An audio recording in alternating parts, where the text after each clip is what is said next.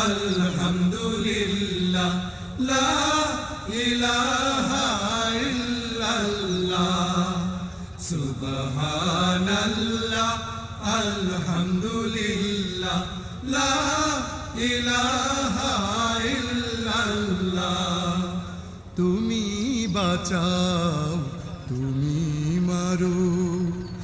অবিরত ক্ষমা করো তুমি বাঁচাও তুমি মারো অবিরত ক্ষমা করো ধরার যে জন তাকেই